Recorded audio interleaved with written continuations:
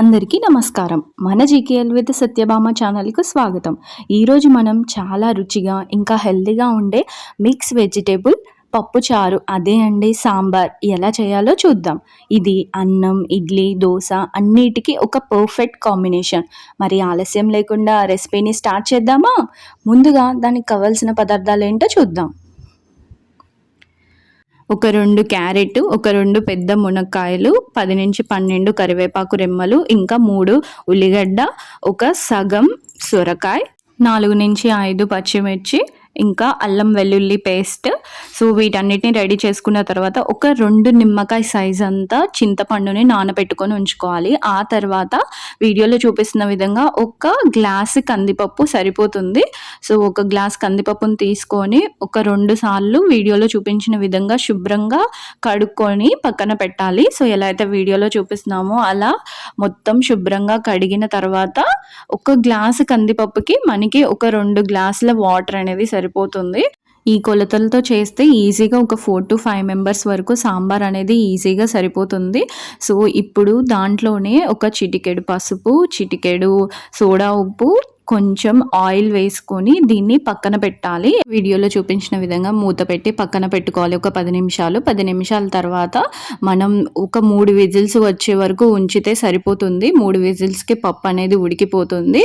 So చూసారు కదా, 3 whistles వచ్చింది, పప్పు ఉడికిపోయింది. సో ఒకసారి దీన్ని ఒక స్పూన్తో మొత్తం కలుపుకొని దీన్ని పక్కన పెట్టుకోవాలి. ఈలోపు మనం ఈ సాంబార్ యొక్క బెనిఫిట్స్ ఏంటో చూద్దామా? ఈ సాంబార్లో చాలా వెజిటేబుల్స్ ఉంటాయి కాబట్టి ఫైబర్, విటమిన్స్ బాగా లభిస్తాయి. ఇంకా ఇది కందిపప్పుతో చేస్తున్నాం కాబట్టి దీంట్లో గుడ్ ప్రోటీన్, ఇంకా ఎనర్జీ, ఇంకా తక్కువ నూనెతో చేసే హెల్దీ మీల్ ఇది. సో డైలీ మీల్కి ఇది ఒక పర్ఫెక్ట్ బ్యాలెన్స్డ్ ఫుడ్ అన్నమాట. ఇప్పుడు ఒక గిన్నె పెట్టుకొని అందులో 3-4 టేబుల్ స్పూన్ ఆయిల్ యాడ్ చేసుకోవాలి. ఆయిల్ యాడ్ చేసుకున్న తర్వాత 1 టేబుల్ స్పూన్ జీలకర్ర, ఆవాలు, ఇంకా కొంచెం ఇంగువ, దాని తర్వాత మనం ఏదైతే కరివేపాకు పక్కన పెట్టుకున్నామో అది కూడా యాడ్ చేసేసేయడమే. దీని తర్వాత ఇందులోనే మనం ఏదైతే అల్లం పేస్ట్ పక్కన పెట్టుకున్నామో దాన్ని కూడా యాడ్ చేసేయడమే. సో అల్లం పేస్ట్ యాడ్ చేసిన తర్వాత మొత్తం ఒకసారి వీడియోలో చూపిస్తున్న విధంగా కలుపుకోవాలి. ఇలా కలుపుకున్న తర్వాత మనం ఏదైతే పచ్చిమిర్చి, ఆనియన్ ఉందో వాటిని కూడా వేసి ఒకసారి మొత్తం కలుపుకోవాలి.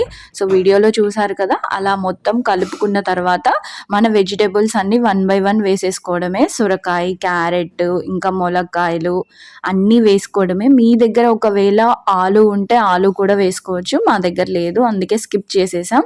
సో వేసుకున్న తర్వాత ఎలా అయితే వీడియోలో చూపిస్తున్నామో అలా మొత్తం కలిపేసుకోవాలి.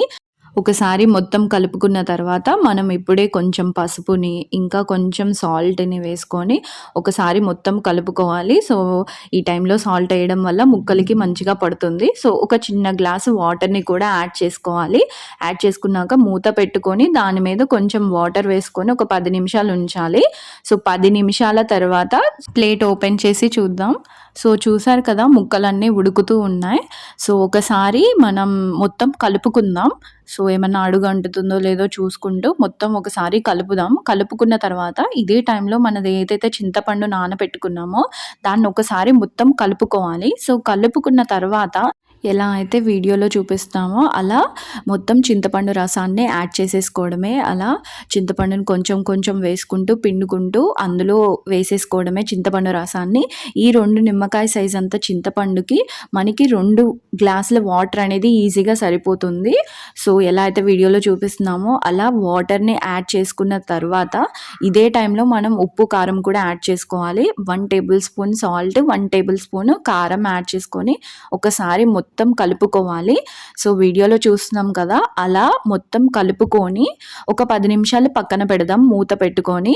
సో ఎలా అయితే వీడియోలో చూపిస్తున్నామో అలా మూత పెట్టుకొని పక్కన పెట్టాలి. సో ఒక 10 నిమిషాల తర్వాత చూసారు కదా, ఉడుకుతూ ఉంది. సో ఇదే టైంలో మనం ఏదైతే కందిపప్పు పక్కన పెట్టుకున్నామో దాన్ని కూడా యాడ్ చేసేసుకోవడమే.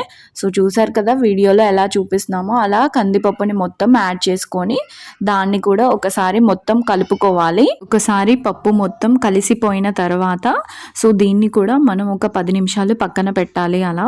సో 10 నిమిషాల తర్వాత చూసారు కదా మొత్తం ఉడుకుతూ ఉంది కదా. సో ఇదే టైంలో మనం sambar powder 1 table spoon add చేసేసుకోవాలి. సో ఎలా అయితే వీడియోలో చూపిస్తున్నామో అలా యాడ్ చేసుకున్న తర్వాత దీన్ని కూడా ఒకసారి మొత్తం కలుపుకోవాలి.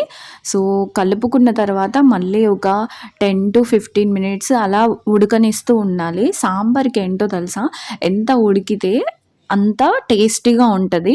సో అందుకే ఇది ఉడకనికి టైం పడుతుంది. సో ఇది వన్స్ ఉడికిన తర్వాత మళ్ళీ ఒక 10 నిమిషాల తర్వాత చూద్దాం. ఈలోపు మూత పెట్టుకొని పక్కన పెట్టుకుందాం. 10 నిమిషాల తర్వాత చూసారు కదా, ఇదే టైంలో మనం చిన్న బెల్లం ముక్కని కూడా యాడ్ చేసుకొని మొత్తం కలుపుకోవాలి. ఇక అంతే ఫ్రెండ్స్, మన ఎంతో టేస్టీ అయిన సాంబార్ రెడీ అయిపోయింది. ఇలా మనం కూడా రుచికరమైన వెజిటబుల్ సాంబార్ని ఇలా ఈజీగా రెడీ చేసుకోవచ్చు. మీరు కూడా ట్రై చేసి ఎలా వచ్చిందో కామెంట్స్లో చెప్పండి. వీడియో నచ్చితే లైక్ చేయండి, షేర్ చేయండి, ఇంకా సబ్స్క్రైబ్ చేయడం మాత్రం మర్చిపోవద్దు. ఇలా మరో మంచి రెసిపీతో త్వరలో కలుద్దాం. Thank you for watching.